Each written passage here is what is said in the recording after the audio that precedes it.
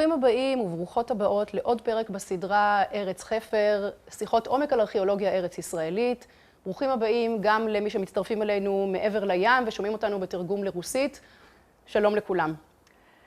אנחנו אמנם במפגש הרביעי בסדרה, אבל יש איזושהי שאלת מטה שמלווה אותנו לאורך כל הסדרה, וכנראה שמלווה בכלל את העיסוק בארכיאולוגיה ארץ ישראלית, והיא שאלת היחס בין הטקסט המקראי או ההיסטוריוגרפיה המקראית והארכיאולוגיה כתחום, כדיסציפלינה. אנחנו כבר, כל שבוע, כל מפגש של הסדרה, הנושא מתחלף, אבל אנחנו עדיין נמצאים עמוק בתוך המחלוקת הזאת, שכנראה התחילה אי שם בתקופת האבות, אבל המחלוקת הוכרעה, המחלוקת עברה לתקופת יציאת מצרים, שעסקנו בה בשני המפגשים הראשונים של הסדרה, גם שם יש איזשהו קונצנזוס שהמחלוקת הוכרעה, והיום המחלוקת נדדה וממוקמת בעיקר סביב התקופה של המאה העשירית לפני הספירה, וספציפית בשאלת קיומה של הממלכה המאוחדת, הייתה או לא הייתה. במפגש הקודם אירחנו כאן את פרופסור זאב הרצוג, אם לא הייתם איתנו אתם יכולים לצפות במפגש הזה, הוא נמצא באתר, אני מבינה שהיה די סוער בצ'אט.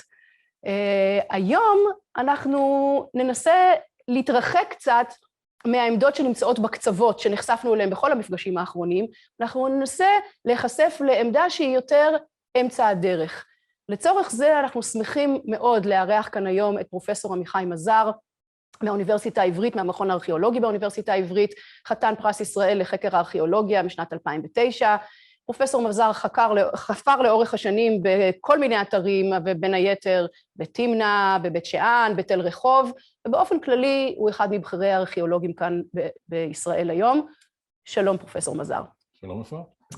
אז כמו שאמרתי, אתה יודע, השאלה הזאת מרחפת מעל העיסוק, אני חושבת של כל מי שעוסק בתקופה הזאת, למדתי שצריך לכנות את תקופת הברזל. כן. אנחנו נקרא לה כאן, אני לא יודעת, התקופה שמסתנכרנת כן או לא, עם תקופת המקרא, נכון? ואני חושבת שזה בעצם מחזיר אותנו לשאלת הבסיס של מה זאת ארכיאולוגיה בעצם בכלל. כן, אני חושב שבאמת כדאי שבתחילת השיחה שלנו, נפתח איזו עדשה רחבה ונסתכל קצת על הארכיאולוגיה כתחום, לפני שניגש ליחס בין הארכיאולוגיה לבין הטקסט, שזה נושא מאוד מאוד בעייתי. וקודם כל, צריך לזכור שהארכיאולוגיה זה תחום מחקר שהוא חובק עולם, בכל מקום בעולם, מלבד אולי ביבשת אנטארקטיקה, מתקיימים מחקרים ארכיאולוגיים, וזה מקצוע שהפך להיות ממש לדיסציפלינה מדעית, עם כללי מחקר שלו, עם תיאוריות מחקריות, עם מבני מחקר, עם צורת פרסומים מסוימת, עם מערכת גדולה של כתבי עת מדעיים. המטרה של המחקר הארכיאולוגי היא בעצם לשחזר את התפתחות החברה האנושית, בתקופות שונות, מראשית התפתחות האדם, מראשית הופעת האדם בעצם, לפני 2 מיליון שנה בערך. זאת אומרת, אתה אומר, זאת המטרה של הארכיאולוגיה, לשחזר את תהליך התפתחותן של חברות עתיקות. נכון. אנחנו עוסקים בכל אספקט של תרבות חומרית. הארכיאולוג הוא חופר באדמה, הוא מוצא שרידים עתיקים, לפעמים הוא גם לא חופר, רואה את השרידים על פני השטח, והוא צריך לשייך אותם לתרבות מסוימת, לתקופה מסוימת, ולנסות ללמוד מהם מה היה מבנה החברה, מי היו האנשים, מהיכן הם הגיעו, לאן הם הלכו, מה היה המבנה החברתי שלהם. הרבה מאוד נושאים כמו אומנות, איקונוגרפיה, תעשייה, טכנולוגיה, למיני האספקטים שונים של התפתחות טכנולוגית, מייצור כלי חרס ועד מטלורגיה והטבעת מטבעות, או הרבה מאוד נושאים אחרים. כל תחום שאתם יכולים לחשוב עליו בתחום של תרבות חומרית, הוא שייך לתחום העיסוק של הארכיאולוגים. כמובן שתוך כדי המחקר הארכיאולוגי אנחנו גם מגלים כתובות. זה חלק אפילו די משמעותי. ובאותו רגע שגילינו את הכתובות האלה, בעצם הן כבר יוצאות מתחום המחקר שלנו ועוברות לתחום מחקר אחר של פלאוגרפים, פילולוגים, אנשים שמנסים להסביר ולהבין את התוכן של הכתובות הללו.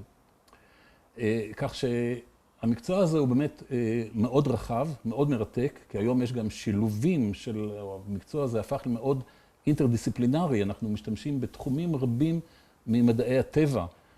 אתם תראו, ארכיאולוגים משתמשים במחקרים מתחום, או בחוקרים, מתחום הפיזיקה והכימיה והביולוגיה, מחקר של עצמות בעלי חיים ומחקר בוטני, מנסים לשחזר את הכלכלה הקדומה, את הדיאטה הקדומה, איך אנשים שינו מנהגי מזון, מנהגי בישול, אכילה וכולי. בכל התחומים האלה אנחנו משתמשים בתחומים רבים של מדעי הטבע. זאת אומרת, עצם המתודה של להיעזר בתחומים אחרים כדי להצליח לשחזר את ההתפתחות של החברה העתיקה, זה לא ייחודי לשאלת היחס לטקסט דווקא, או לטקסט. בלי שום קשר לטקסט. כי צריך לזכור שבמשך תקופות ארוכות מאוד לא היו טקסטים. למשל, כשאנחנו מדברים על ארץ ישראל, החל מנגיד ראשית התיישבות הקבע, שזה בערך, אני יודע, 12,000 שנה לפני זמננו, עד לפני בערך, נאמר, 3,500 שנה לפני זמננו, אין לנו בכלל טקסטים. אלפי שנה שאנחנו מתארים תרבויות אנושיות רק על סמך הממצא הארכיאולוגי בלבד. וגם כשמתחילים להופיע טקסטים באלף השני לפני הספירה, הם מועטים מאוד בהתחלה. בתקופת הברונזה התיכונה, בין 2000 ל-1500, יש פה ושם טקסטים חיצוניים מחוץ לארץ ישראל, שנוגעים לארץ ישראל, בעיקר מצריים. בתקופת הברונזה המאוחרת, יש לנו התחלה של טקסטים אלף-ביתיים, כנעניים, שהתחילו להופיע, אבל אלה מילים ספורות. זה אפילו לא מגיע לעשרות מילים שהתגלו עד היום. יש טקסטים מארץ ישראל שנמצאו במצרים, מכתבי אל-אמרנה למשל, ארכיון נהדר ששופך אור על התקופה הזאת. מתחילים להופיע טקסטים בתקופה הזאת. וגם הלאה, כשאנחנו מגיעים לתוך התקופה שנקראת תקופת הברזל, שתעניין אותנו היום, בין 1200 לפני הספירה לבין בערך 586, אנחנו נוהגים לסיים את התקופה הזאת, חורבן ירושלים של בית ראשון. הטקסטים שמתגלים בארץ הם מעטים יחסית. הם הולכים ומתרבים, נדבר על כך אולי יותר מאוחר ככל שהזמן מתקדם, אבל בסך הכל מרבית השחזור של החברה האנושית, גם בתקופת המקרא, מבוסס על הממצא האילם, על ארכיטקטורה, על כלי חרס, על ממצאים אמנותיים, על חפצי מתכת, על דגמי היישוב, פריסת היישוב, צפיפות היישוב. אנחנו מנסים ללמוד על מבנה החברה בתקופה הזאת, על סמך הממצא הארכיאולוגי נטו. אז אני שומעת ממך, כמו שאמרת וכמו שאמרתי קודם, שארכיאולוגים רגילים להיות אינטרדיסציפלינריים, כי באמת בשביל ללמוד משהו על חברה עתיקה צריך להבין בעוד כל מיני, או להכניס לתוך השיקולים עוד מידע שנותן לך, עוד לא יודעת מידע, עוד תחומים שנותנים לך עוד מידע על התקופה שאתה חוקר. ואז אנחנו מגיעים לאנשים שחוקרים כמוך את מה שכינית עכשיו תקופת הברזל, וזאת תקופה בארץ ישראל שיש לנו לגבי הטקסט המקראי. השאלה היא בעצם איך מתייחסים לטקסט הזה. נכון, אז זאת באמת אחת הבעיות הגדולות בתחום שלנו, שיש קוראים לו ארכיאולוגיה מקראית, לפחות קראו לו הרבה שנים, במונח הזה ביבליקל ארכיאולוגי, מונח שהוטבע בארצות הברית על ידי חוקרים שהם פרוטסטנטים בעיקר ומאוד מאמינים בתנ"ך. וקצת חושף משהו מהאג'נדה שלהם. בוודאי, והיחס הזה בין העבודה הארכיאולוגית שאנחנו עושים לבין העיון בטקסט והניסיון לשחזר את ההיסטוריה של התקופה וההתפתחות החברתית והפוליטית והגיאופוליטית תוך שילוב של הארכיאולוגיה והמקרא, הוא שדה מוקשים. הוא שדה מוקשים לא קטן, שכולנו מנסים לחצות אותו בצורה זו או אחרת. לצאת ממנו בשלום. ויש כאלה שבאמת מאבדים איזה רגל או יד בדרך, זה לא פשוט. למה זה כזה שדה מוקשים? למה זה כל כך מסוכן? זה שדה מוקשים מכיוון שהתנ"ך הוא יצירה מורכבת ביותר. שוב, אנחנו צריכים להפריד בין התפיסה הדתית, המסורתית, שאומרת לפחות לגבי ספרי התורה, שזאת תורה למשה מסיני, ואין מה לעשות, אנחנו מקבלים את זה כתורה למשה מסיני, נקודה.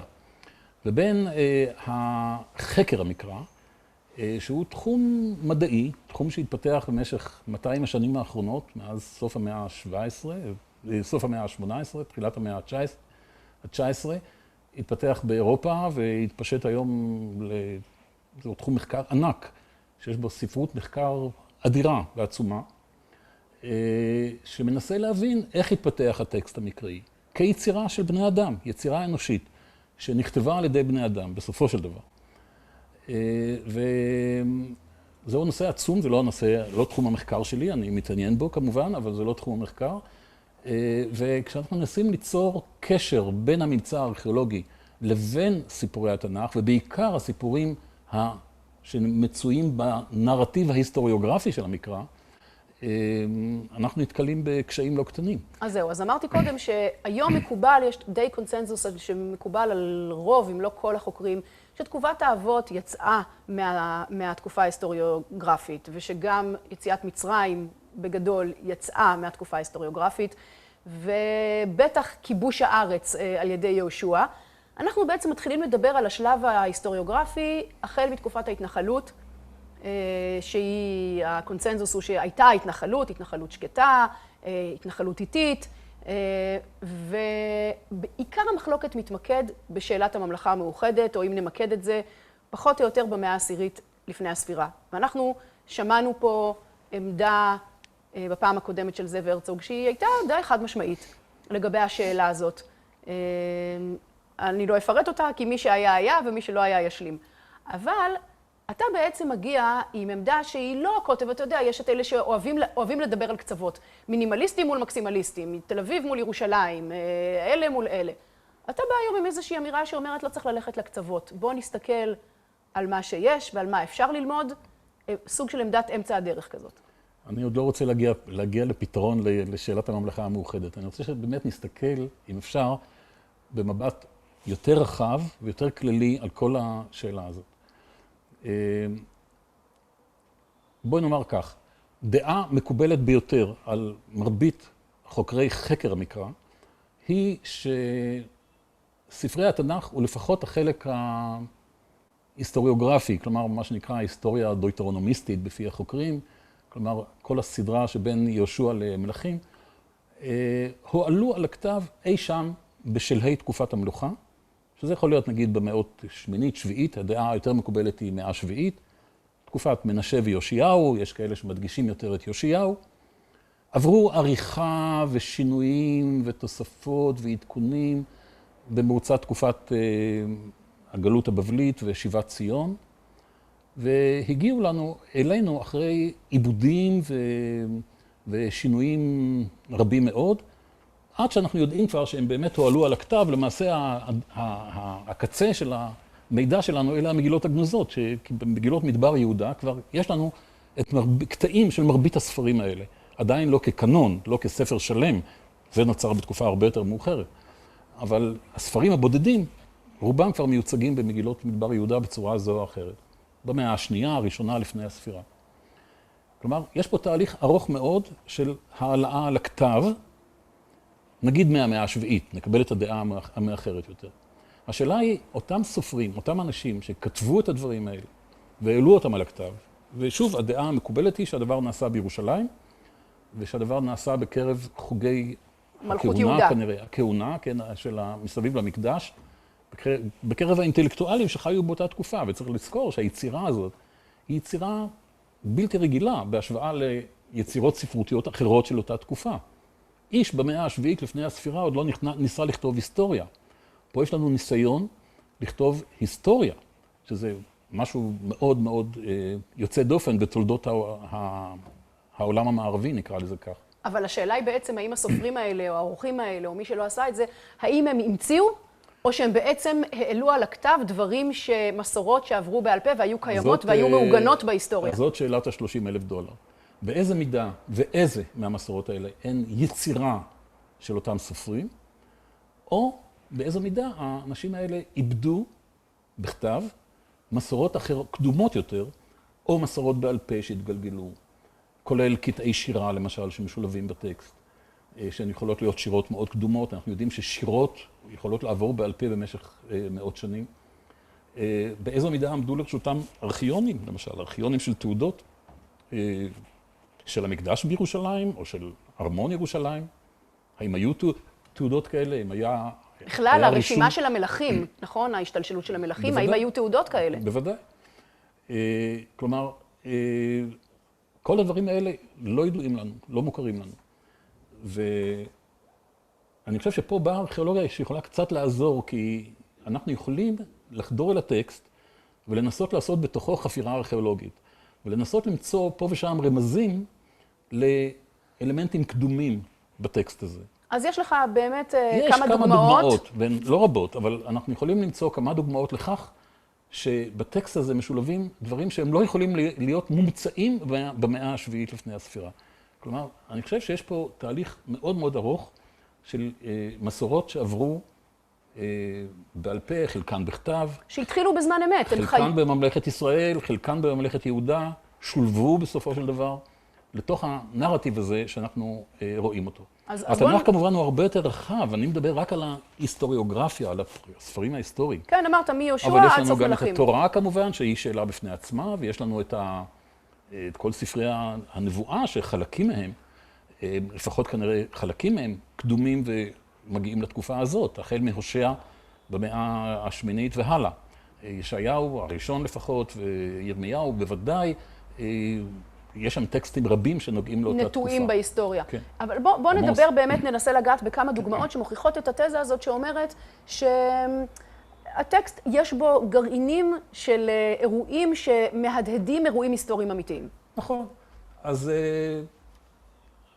אני לא אדבר על תקופת האבות וגם לא על יציאת מצרים, אלה נושאים מאוד בעייתיים שאנחנו כארכיאולוגים כמעט לא יכולים להגיד עליהם דבר. אין לנו מידע. אף על פי שלגבי יציאת מצרים, יש כד ארכיאולוגים שחושבים שהם מצאו את ים סוף ואת התוואים, את האתרים. אנחנו הקדשנו מפגש אחד לשאלה הזאת. לא נדבר על יציאת מצרים. אבל ספר יהושע הוא ספר שמדבר על כיבוש ערים. וכיבוש ערים זה המקצוע שלנו. אנחנו חופרים ערים שנהרסו. וחלק מהערים האלה שמופיעות בספר יהושע, אלה ערים שמוכרות לנו, הן נחפרו. לדוגמה, חצור. פרק י"א בספר יהושע, לדוגמה לכיש, לדוגמה יריחו שנחפרה. בית אל אמנם לא מופיעה בספר יהושע, מופיעה בספר שופטים.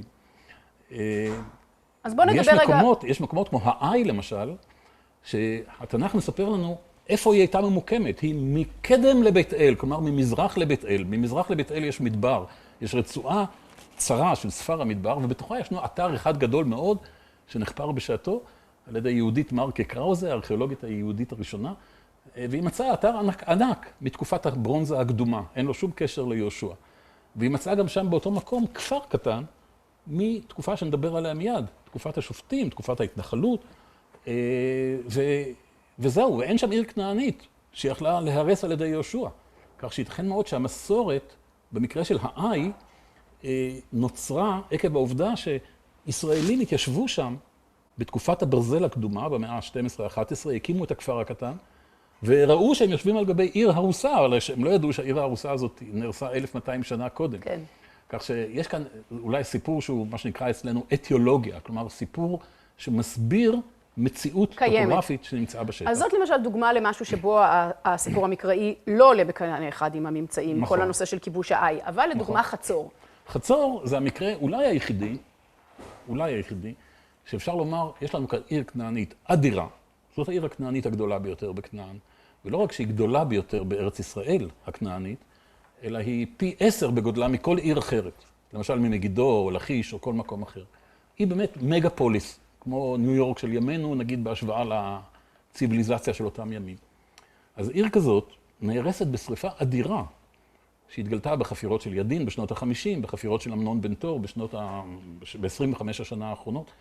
התגלו מבנים מונומנטליים, מקדשים, ארמונות, באמת מבני ציבור עצומים, הרבה מאוד אומנות נהדרת. עיר פורחת ומשגשגת, שנהרסת בשריפה אדירה, אי שם במאה ה-13 לפני הספירה. כלומר, נגיד בין 1200 ל-1300, איזשהו תאריך באמצע, אנחנו לא יודעים בדיוק, כנראה בימי רמסס השני, אולי קצת יותר מאוחר.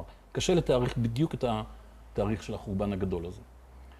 אז את ידין למשל לא הייתה לו שום בעיה לקבוע שהנה מצאתי את החורבן, את הכיבוש של יהושע בן נון.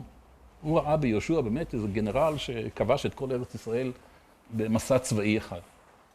אני מוכרח לומר שגם החופר הנוכחי, אמנון בן תור, שהגישה שלו היא הרבה יותר כבר מתוחכמת, הרבה יותר מבוקרת, גם הוא מתוך האלימינציה אומר מי יכול היה להרוס את העיר הזאת? כנענים אחרים? לא.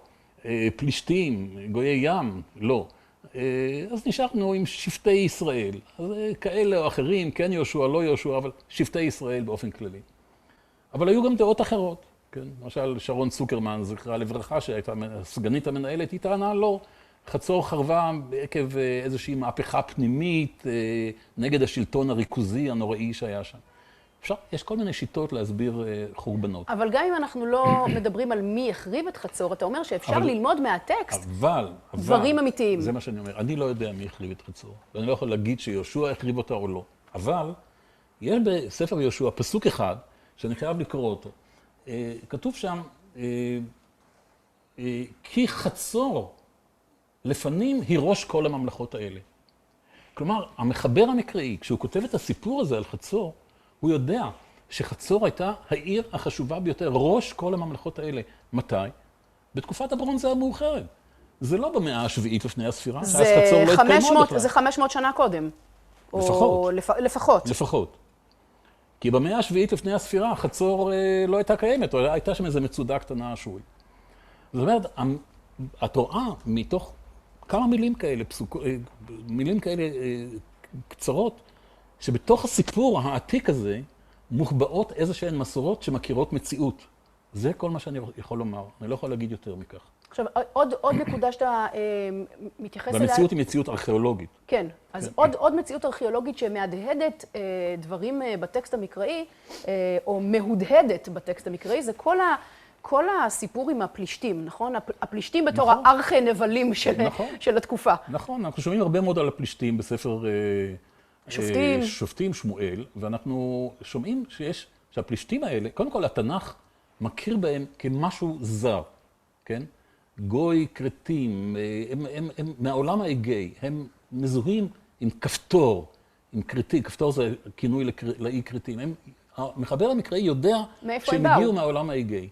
וכשאנחנו מסתכלים על הממצא החומרי של התרבות הפלישתית שמוכרת לנו נהדר היום, חפרו באשקלון, באשדוד, בגת, תל ספי ובעקרון, תל מקנה, 4 מתוך 5 ערי סרני הפלישתים שמופיעות בספר שופטים, נכון? שזה כבר אומר משהו. זאת אומרת, עצם זה שהערים הפלישתיות שמופיעות בספר שופטים נחפרו, חוץ מעזה, נחפרו, ובאמת יש שם ממצאים שתואמים את הדבר הזה. ללא כל ספק. כלומר, אנחנו מסתכלים על הספרות ההיסטוריוגרפית הזאת.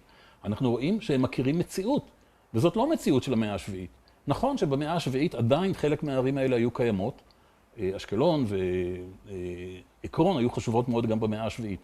אבל גת למשל, כבר במאה התשיעית חרבה ונעלמה מעל במת ההיסטוריה. אז כשאנחנו רואים את 5 הערים האלה, עם תרבות שאנחנו רואים אותה כארכיאולוגים, תרבות שיש בה המון מסורת אגאית, ולא משנה כרגע אם זה בדיוק מיוון או ממערב טורקיה או מקפריסין, כל 3 האפשרויות האלה נבדקו, ויש כאלה שחוקרים שנוטים לכיוון זה או אחר. לפי דעתי קפריסין דווקא זה המקור הכי חשוב והכי קרוב. אבל אלה מסורות מיקניות, אגאיות, מהאלף השני לפני הספירה, שאת רואה אותן בכלי חרס, את רואה אותן בצלמיות טין, בפיסול, את רואה אותן בארכיטקטורה, סוג מסוים של מבנים, כמו בתים עם אחים, אני חפרתי אחד כזה בתל קסילה, בצפון תל אביב. את רואה אותן בדיאטה, גידול חזירים, אמנם זה נושא קצת בעייתי, אבל כנראה גם זה. יש לנו כאן סדרה שלמה של אלמנטים, וגם זאת תרבות עירונית, תרבות מפותחת מאוד, שונה מאוד לגמרי מהתרבות שהתקיימה באותו זמן באזורים שבהם התיישבו השבטים הישראלים, אנחנו נדבר על כך מיד. זאת אומרת, את רואה שבמסורת, בטקסט המקראי של ספר שופטים שמואל, יש איזשהו גרעין. אני לא אומר שסיפורי שמשון הם מציאות היסטורית, חלילה. אבל אני אומר,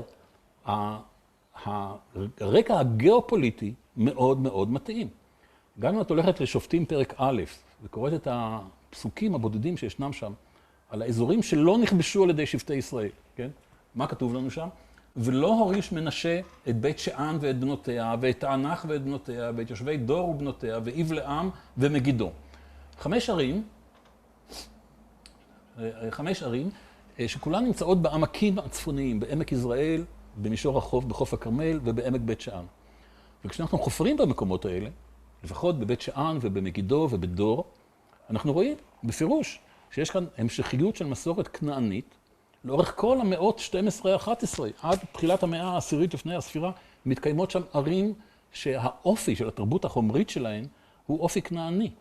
כלומר... זאת אומרת, גם פה הגרעין הזה שמופיע בספר שופטים, המשפט הזה אחד שמופיע בספר שופטים בפרק א', של ערים שלא נכבשו, הוא כן מהדהד מציאות היסטורית שאפשר היה להוכיח אותה בארכיאולוגיה וזה שוב מחזיר אותנו לתזה הבסיסית שלך, שאומרת, מצד אחד לא מקבלים את הטקסט המקראי כהיסטוריוגרפיה כמו שהיא, ולוקחים את כל הסיפור כמו שהוא, ומצד שני גם לא אומרים, אין ממצאים בשטח. זאת אומרת, כל מה שהיה שם לא היה, אלא מוצאים כנראה הדהודים למסורות שכן היו מעוגנות באירועים אמיתיים שקרו, ומצאו את דרכם לטקסט, גם אם בצורה מאוחרת. אני אומר שוב, אני לא יכול להגיד כארכיאולוג דבר על גדעון כאישיות, או ברור. על המאורעות שקרו בימיו, או על שמשון, או על כל אחד מהשופטים, או על דבורה. היו ארכיאולוגים שמצאו את קרב דבורה, שיודעים בדיוק מה היא הרסה ומה קרה בדיוק.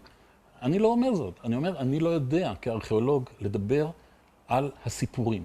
אני יכול לדבר על הרקע הכלכלי, החברתי, הגיאופוליטי, ההתיישבותי. ולדעתי, מה שאנחנו קוראים בספר שופטים, תקופה איך כתוב שמה? אין מלך בישראל, איש הישר בעיניו יעשה. התיאור הזה הוא די הולם תקופה, שכבר אין שם שלטון אימפריאלי. השלטון האימפריאלי המצרי, שדרך אגב לא נזכר בתנ"ך, נעלם במחצית המאה ה-12. תקופה שעולים כל מיני עמים חדשים, שיש שינויים גדולים בכל המבנה הגיאופוליטי, אבל באזורים מסוימים של הארץ יש המשכיות של מסורת כנענית.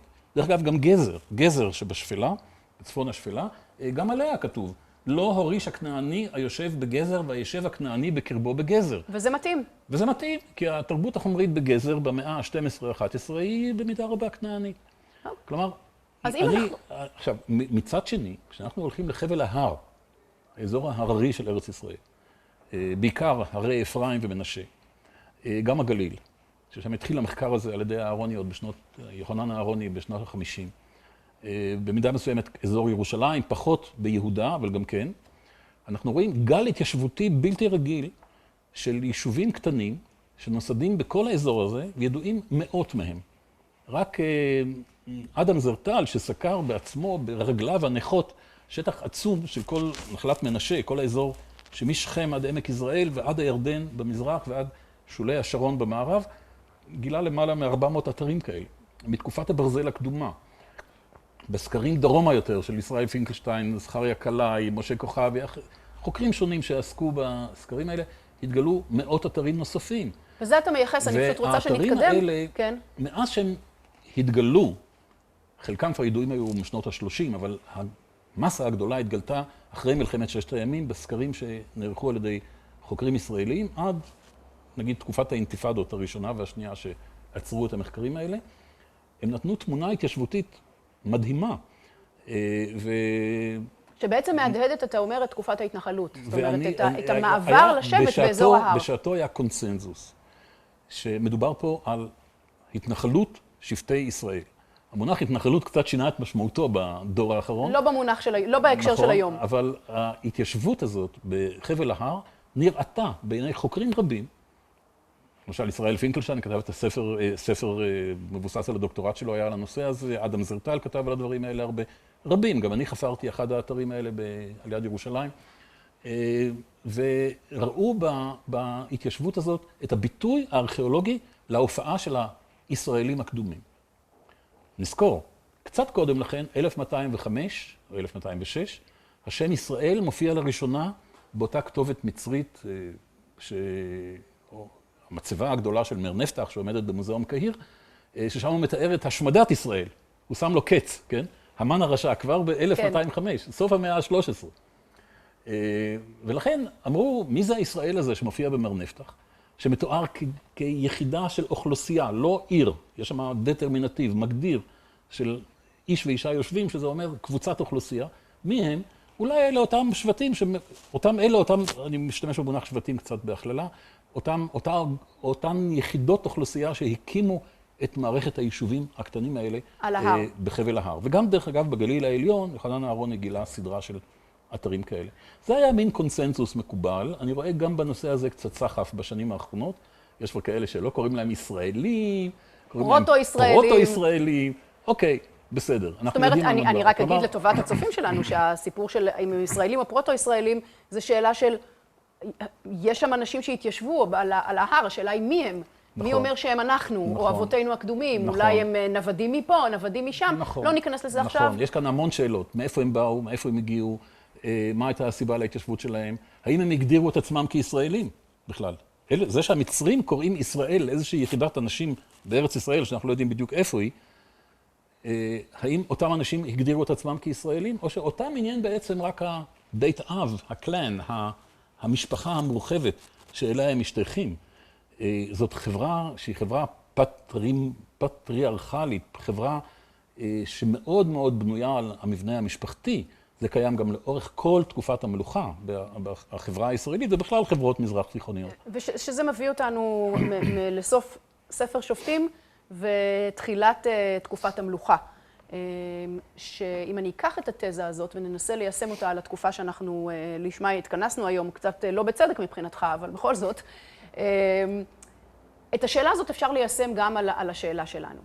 מי בעצם היה דוד? מי היה שלמה? האם דוד היה עוד אהוד בן גרה? No offense, לא רוצה לפגוע באהוד בן גרה, אבל עוד גדעון, עוד איזשהו מנהיג מקומי שפעל, הוא ושלמה, בקונסטלציה כזאת או אחרת, או כמו שמנסים חוקרים מסוימים לטעון, כמו ששמענו בפעם הקודמת מזאב הרצוג, או שמדובר באמת, זאת אומרת, בלי או, אתה יודע מה, לא נלך לקצוות. איפה עומדות הדמויות של דוד ושלמה והממלכה שלהם ביחס לנרטיב המקראי מבחינת הממצאים הארכיאולוגיים? איך אתה מיישם את התפיסה הזאת שלך, של למצוא גרעינים היסטוריים בתוך הסיפור המקראי שמעדדים את המציאות שהייתה? קודם כל, בואי נמשיך במה שדיברנו קודם. אני פעם הגדרתי את המצב שאנחנו בעצם עומדים במאה השביעית עם איזה טלסקופ שמסתכלים איתו אחורה. וככל שמסתכלים אחורה, התמונה היא יותר מעורפלת. כמו שאנחנו מסתכלים לשמיים, הערפילים הרחוקים מה שיותר קרוב, יותר ברור. מה שיותר רחוק, יותר מטושטש. כוכבי הלכת יותר ברורים, הרבה יותר ברורים, מאשר הערפיליות יותר רחוקות. אז אותו דבר כאן, אנחנו מסתכלים מנקודת התצפית של המאה השביעית, של הטקסט המקראי, אחורה.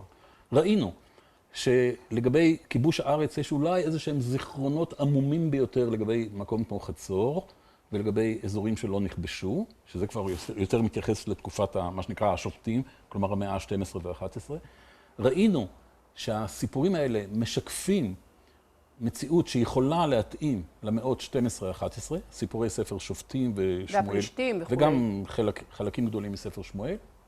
ועכשיו אנחנו מגיעים באמת לתקופת המלוכה. עכשיו אני רוצה להזכיר עוד מילה, כי אני לא בטוח שנגיע לזה, שהחל מן המאה התשיעית לפני הספירה, תקופת בית עומרי, שם כבר בית עומרי, מלכות ישראל. מלכות בממלכת ישראל, וגם במידה מסוימת יהודה, מיד נגיע לכך.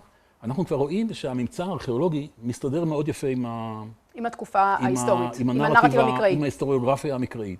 כלומר, החל מהמאה התשיעית, סביב 880 לפני הספירה, והלאה, יש כבר סינכרון. יש סינכרון, יש ויכוחים גדולים, מי היה חשוב יותר, איזה מלך, והמון ויכוחים על הרבה מאוד נושאים. אבל התמונה הכללית היא של קורלציה מאוד יפה בין ההיסטוריוגרפיה המקראית לנרטיב הארכיאולוגי, לממצא הארכיאולוגי, וגם, כמובן, למקורות החיצוניים. ולכן הסיפור הוא בעצם דוד ושלמה. אז יש לנו תעודות אשוריות, החל מ-880 והלאה, 853, אחאב מופיע בקרב קרקר.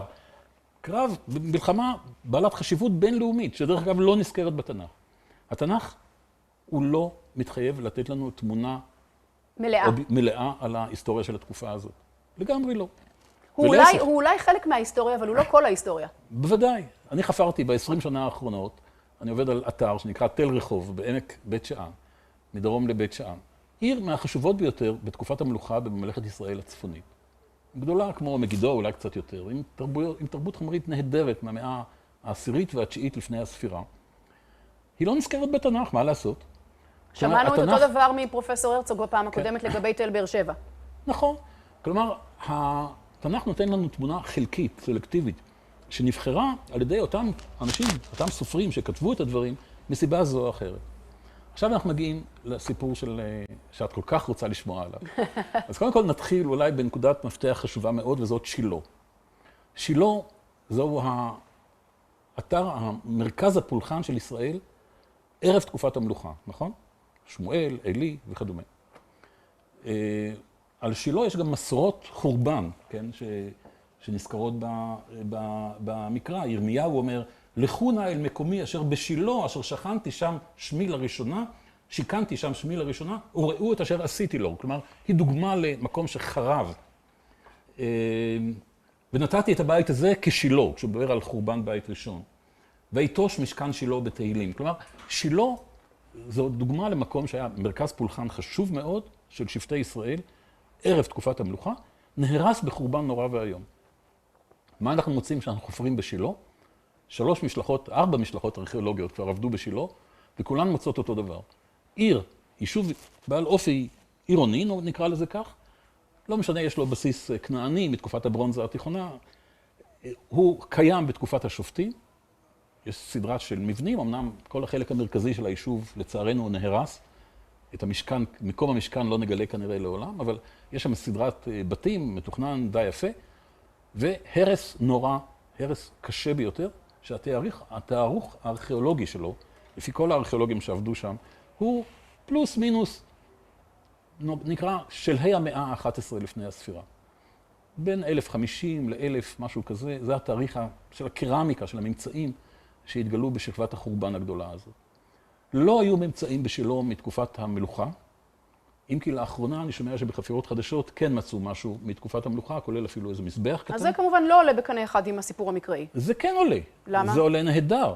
מכיוון שהסיפור המקראי מספר לנו על יישוב, מרכז פולחן, ישראלי, בערב תקופת המלוכה, שנהרס. אבל נהרס מתי? לפי הסיפור המקראי, מתי הוא היה אמור להיהרס? לפי הסיפור המקראי, הוא נהרס אי שם בתקופה הזאת. רוב החוקרים קושרים את זה עם מלחמת אבן העזר בפלישתים, זה לא כתוב בתנ"ך, אבל זהו חורבן קדום.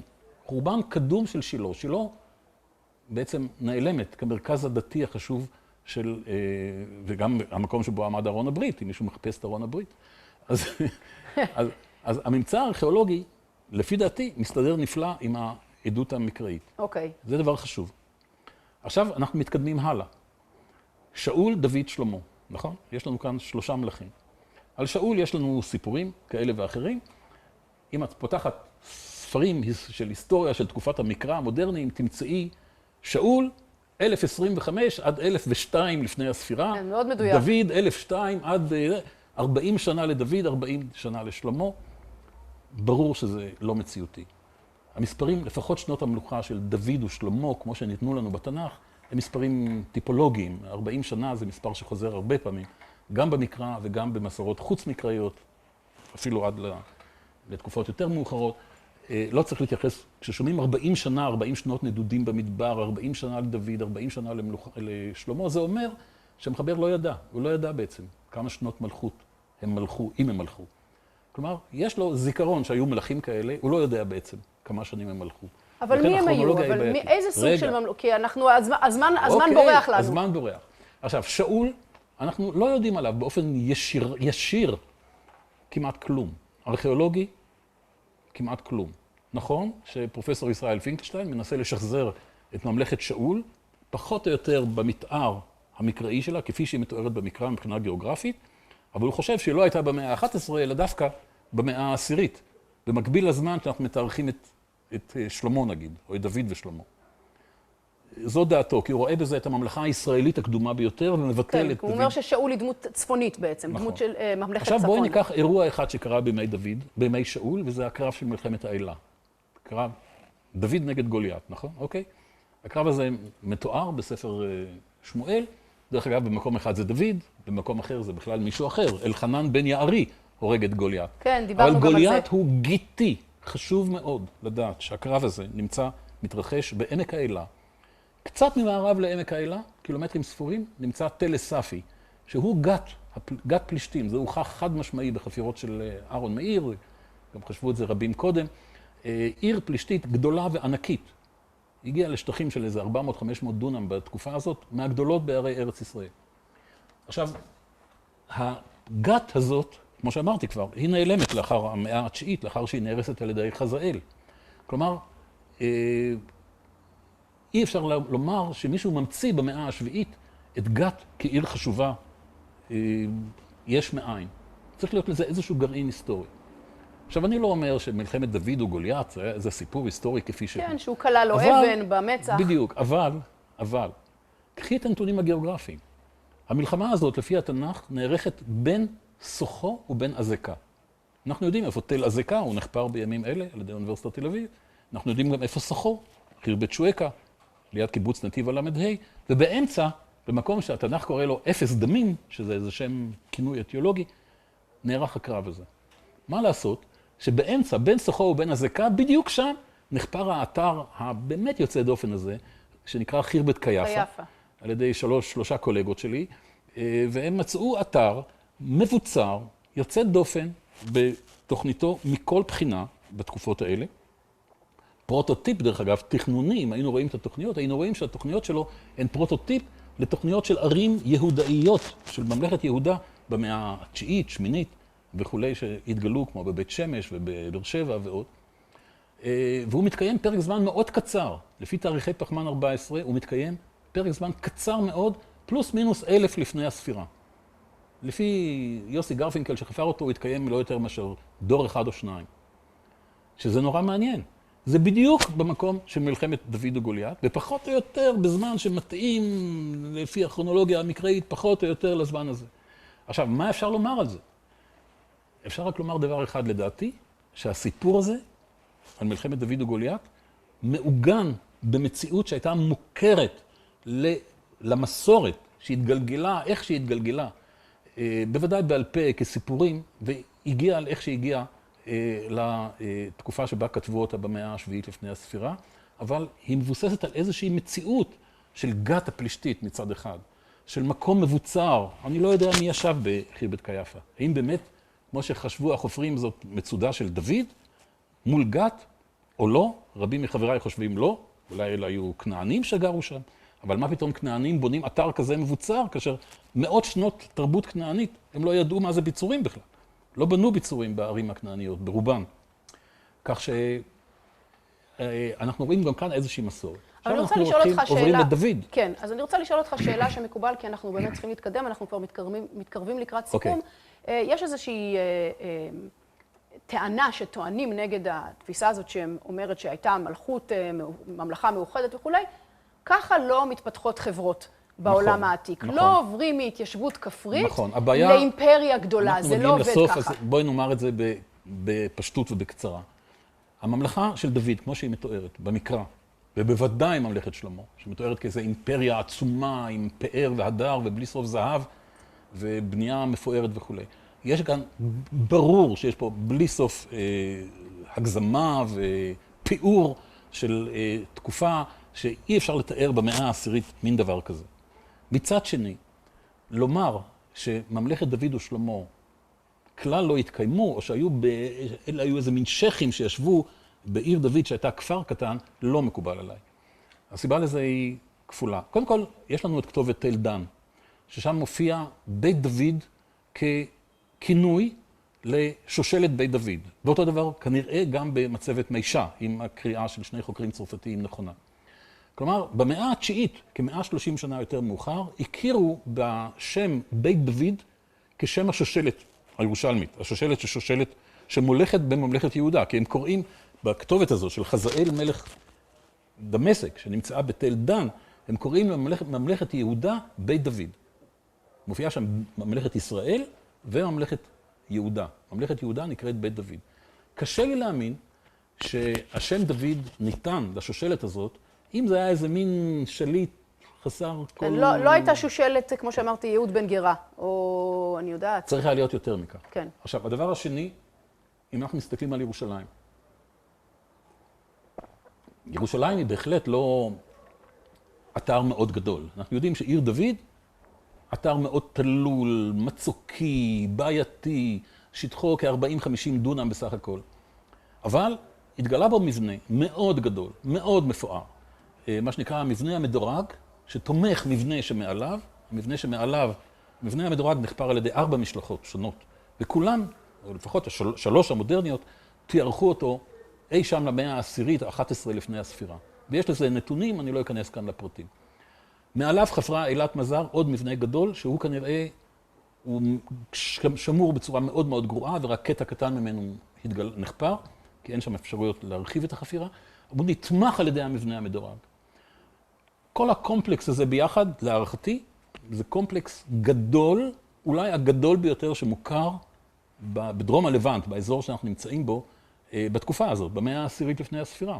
אין לנו מבנים ברור כאלה. שהמבנה הזה הוא מקושר למאה העשירית לפני הספירה? לפי דעתי כן, אבל יהיו ארכיאולוגים שיגידו לך... יש מחלוקת לגבי לא, זה. כן. אני חושב שיש נתונים ארכיאולוגיים, רק בשבוע שעבר התפרסם מאמר שלי בנושא הזה, אני חושב שהנתונים הארכיאולוגיים הם די ברורים. הם לא מאוד ברורים, כי אין לנו רצפות שניגשות אל המבנה, מלבד קטע אחד קטן, שבו החרסים מתאימים, אבל יש נתונים ארכיאולוגיים, ומי שמעוניין יכול לקרוא את המאמר. כמו שאמר מישהו, אני לא זוכרת באיזה מאמר קראתי את זה, שכתוב, ארכיאולוגיה זה 10% ממצאים ו-90% פרשנות. אז אנחנו... כן, אבל הפרשנות צריכה להיות מבוססת על נתונים, ובמקרה הזה יש לנו נתונים, ואפשר להתבסס עליהם. הנתונים הם לא נורא טובים, אבל הם קיימים. ואני רואה שהארכיאולוגים שעבדו שם, שחפרו שם, ממשלחת של קניון, דרך המשלחת של יגאל שילה, דרך המשלחת של אילת מזר, דרך חוקרים שבדקו את הממצאים, מגיעים לאותה מסקנה, ויש אחרים שלא, נכון, יש מחלוקת, מה לעשות? במדעים יש מחלוקת, גם ברפואה, תתפלאי. כן, אז אתה אומר, אוקיי, זה המבנה המדורג, אבל... המבנה המדורג הזה הוא לא סתם מבנה. כדי להקים דבר כזה, את צריכה שלטון מרכזי. את צריכה כוח, את צריכה עוצמה, את צריכה כוח אדם. והדברים האלה כנראה היו. עכשיו, קצת מצפון למבנה המדורג, יש לנו את האופל, מה שנקרא אופל, המדרון שמתפתח לכיוון הר הבית, מדרום לאל-אקצא.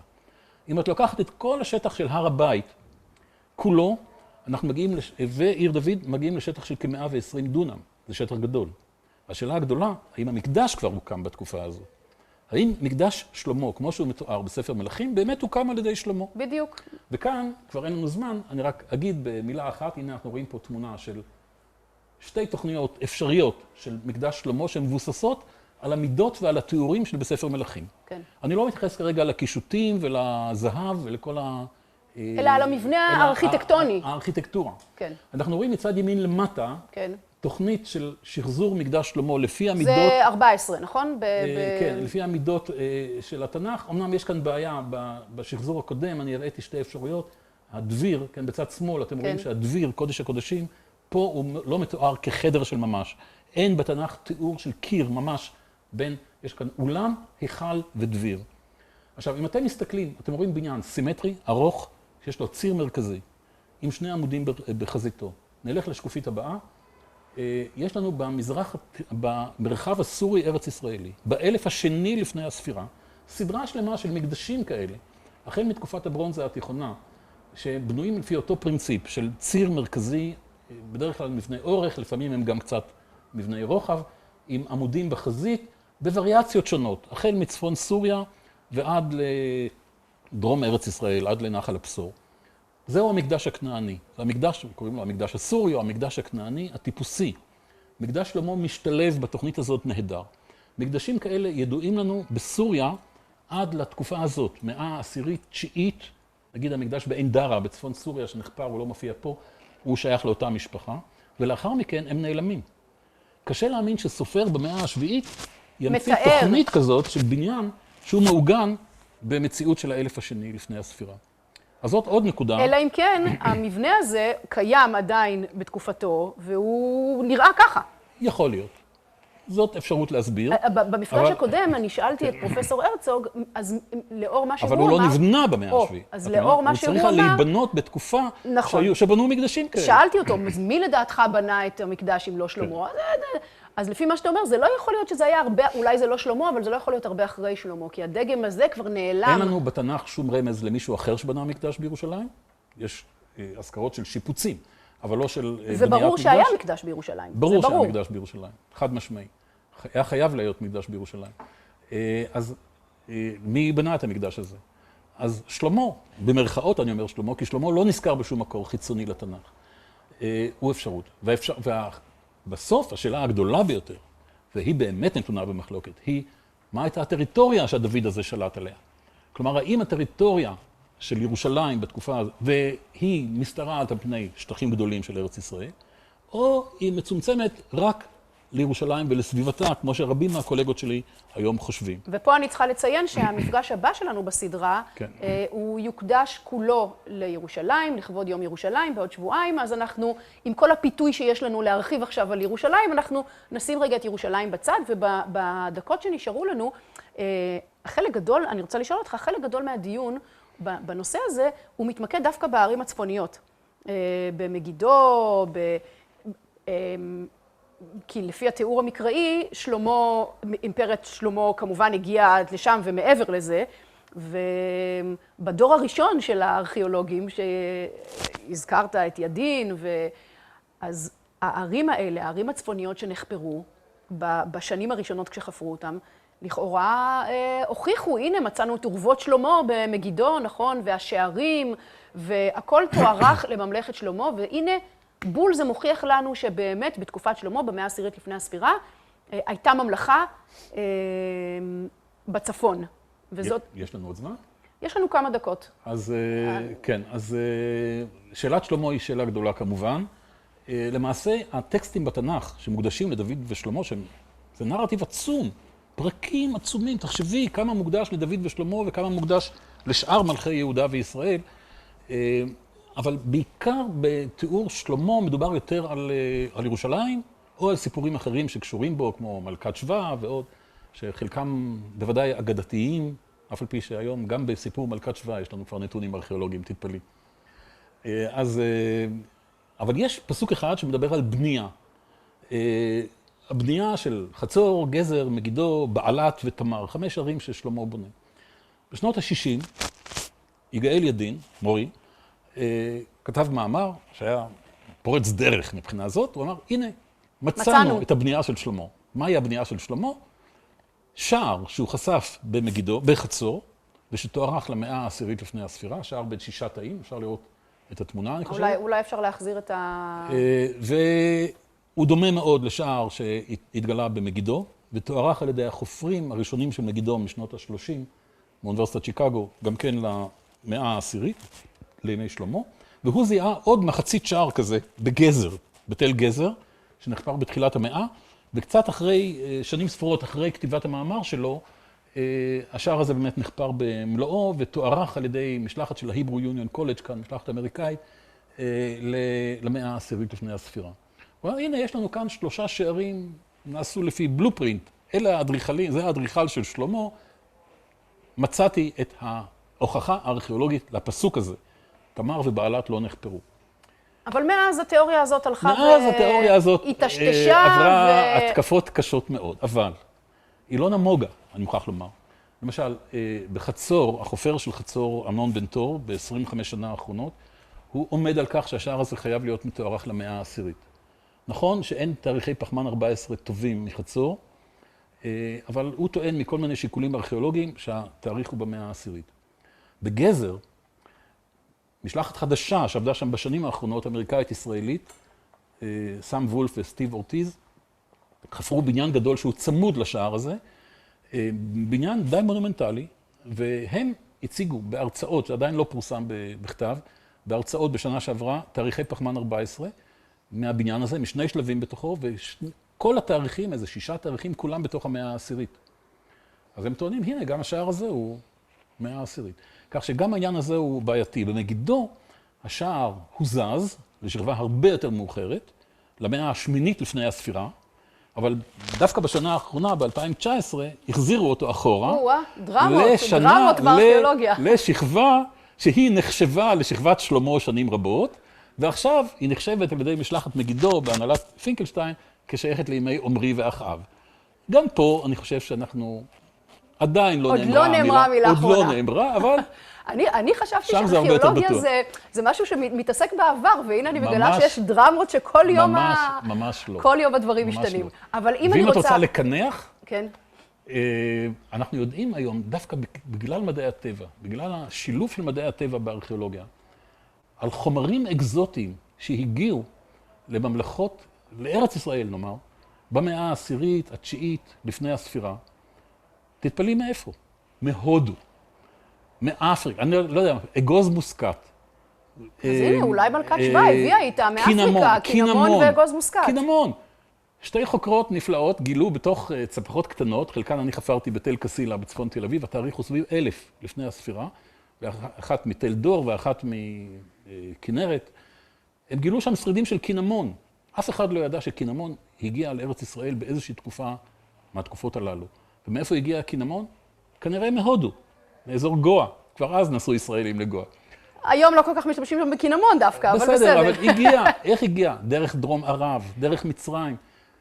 עכשיו, יכול להיות שגם כאן, הסיפור של מלכת שבא, יכול להיות שגם הוא מהדהד איזשהו ידע על קשרים לאזורים הרחוקים האלה.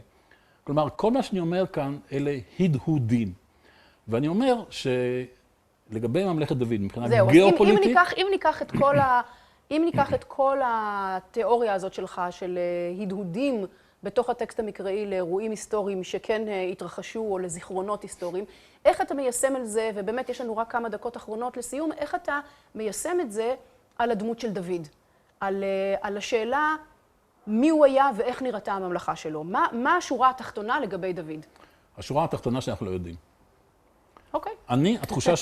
התחושה שלי, שבמהלך ההיסטוריה, הרי מה שאנחנו רואים היום בכתיבה ההיסטורית המודרנית, ארכיאולוגית היסטורית, זה ניסיון להתפתחות לינארית. מחברה כפרית, סדנטרית, לתחילת ממלכה אזורית, ואחר כך ממלכות יותר גדולות וכו'. אבל אנחנו רואים שבמהלך ההיסטוריה קרו דברים שונים. קרו התפרצויות של שליטים שהצליחו להשתלט על שטחים גדולים מאוד, ולאחר מכן היחידות הפוליטיות הגדולות שהם בנו התפרקו. זה קרה גם במזרח התיכון הקדום, למשל בתקופת הברונזה התיכונה, במסופוטמיה וסוריה. אנחנו מכירים את המקרה היוצא דופן והבאמת הפנטסטי של צ'ינגיס חאן, ממלכה של נוודים בעצם, שהשתלטה על שטחים משנגחאי ועד בודפסט. משנגחאי ועד בודפסט, זה הכל. ולא השאירה אחריה הרבה ולא השאירה כלום מבחינה ארכיאולוגית. אלכסנדר הגדול, שבא ממקדוניה, מצפון יוון, והשתלט על שטחים עצומים עד הודו, וכולי. וכל הממלכות האלה אחר כך התפרקו והתחלקו לממלכות יותר קטנות. אז אנחנו בארץ ישראל הקטנה הזאת שלנו, הקטנטונת, אם היה שליט, שהוא היה כריזמטי, שהצליח ליצור איזשהם אולי בריתות ומערכות קשרים בין משפחות, הרי המבנה היה מבנה משפחתי בתקופה הזאת, וליצור איזו מערכת בתקופה שהיא תקופה של פער גדול מאוד. היה פער, היה וקום פוליטי במאה העשירית לפני הספירה. לא היה שלטון אימפריאלי, לא מצרי ולא אשורי. לא היו ממלכות שאנחנו מכירים אותן בתקופה הזאת. כלומר, ייתכן שהוא נכנס בכוח ג'ינג'יותו לתוך חלל פוליטי גדול שהתקיים בתקופה הזאת, וייתכן שהוא הצליח לבנות איזשהו מערך פוליטי יותר גדול. אבל אנחנו לא יכולים להוכיח את הדבר הזה. אלא אם כן באמת, נאמר, הארכיטקטורה הזאת של שלמה, היא באמת תתקבל. אבל אני חושב שחבריי הארכיאולוגים במקום הזה הם מוכנים לתלות אותי. אז אוקיי, אז אם אני מסכמת את מה שאמרת, אתה בעצם, כמו שהגדרנו בתחילת הדרך, בעמדת אמצע דרך אתה אומר, כן, ככל הנראה, דוד היה מנהיג של איזושהי אימפריה, היא אולי לא נראתה כמו שהיא... אימפריה לא, לא הייתי משלת מונח אימפריה. ממלכה, כן. היא כנראה לא נראתה כמו שהיא מתוארת במקרא, אבל הוא כנראה גם לא היה איזשהו מנהיג מקומי וזניח,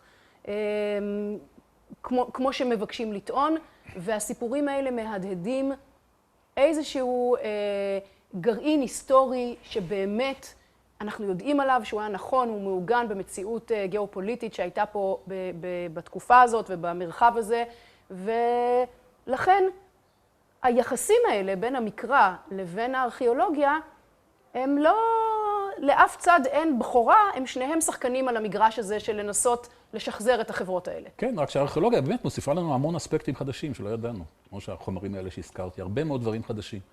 אבל אני חושב שהתגליות, צריך לזכור גם בארכיאולוגיה, מדי פעם מתגלות תגליות מפתיעות. כתובת תל דן, התגלתה במקרה, 2 שברים שהתגלו, וכמה הם שינו את המחקר ב-30 שנה האחרונות. כתובות קונטילת אג'רוד, הכתובת מדיר אללה, כל הדברים האלה אלה תגליות די מקריות, שהתגלו במקרה והן שינו את מהלך המחקר, שינו את התפיסות שלנו. וזה מה שנשמע לי כל כך מסעיר, שאומנם אתם בעסק של החברות העתיקות, אבל יש כל הזמן חידושים ותגליות חדשות. נכון, אז יש באמת הקו הכללי, ההתפתחות הכללית, העבודה הארכיאולוגית האפורה שאנחנו כולנו עושים כל יום, והיא באמת אפורה, ויש מדי פעם איזושהי תגליות פורצות דרך, ואת יודעת, שמשנות את התמונה. את אף פעם לא יודעת מתי תתגלה תגלית כזאת, אולי עוד פעם נדע יותר. טוב, אני רוצה מאוד להודות לך, פרופסור עמיחי מזר. תודה לכם שהצטרפתם אלינו. אני רוצה מאוד להודות לצוות הטכני שהיה איתנו פה, אודי אלפסי, אריאל זמר, אבישי חורי, ברוריה פקטור ויאיר יעקב מאחורי הקלעים. תודה לדוקטור חגי משגב על הליווי האקדמי. נשמח מאוד אם תצטרפו אלינו למפגש הבא שיתקיים עוד שבועיים לקראת יום ירושלים, ב6 למאי, והוא באמת מפגש שיוקדש כולו לירושלים, חלק גדול מהמחלוקות שדיברנו עליהן בשני המפגשים האחרונים, אז כל המקדש כולו ייוחד לירושלים. תודה שהייתם איתנו, להתראות.